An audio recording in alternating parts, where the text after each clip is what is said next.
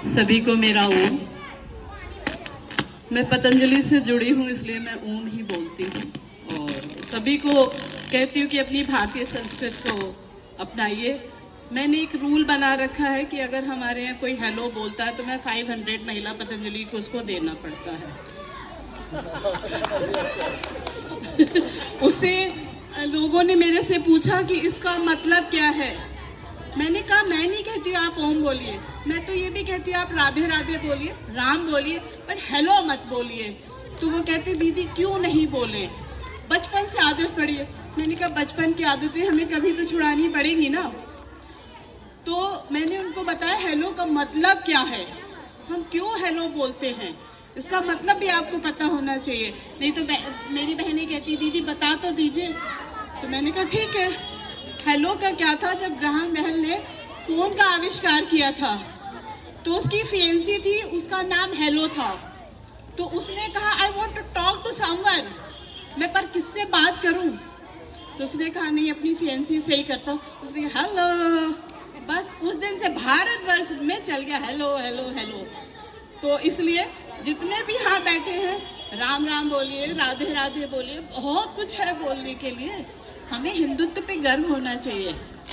और मैं आदरणीय बहन नीतू जी के बारे में आपको कुछ बोलना चाहती हूँ। मैंने इनको बहुत पहले से जानती हूँ।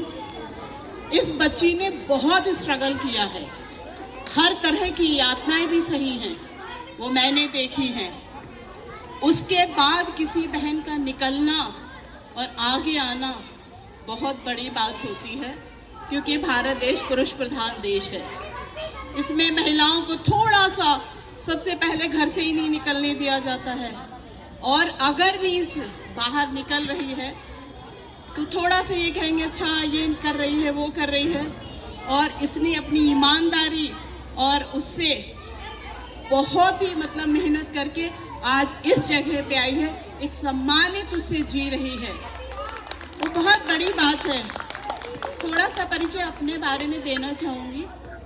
मैं सविता तिवारी हूँ, एयरफोर्स ऑफिसर की वाइफ हूँ। मेरे हस्बैंड को वायुसेना में मेडल मिला हुआ है और एक वो पायलट है, और एक शहीद बेटे की माँ हूँ, जिसने कि 2017 में डोकलम का जब ये चल रहा था उस समय मेरा 27 साल का बेटा शहीद हुआ था।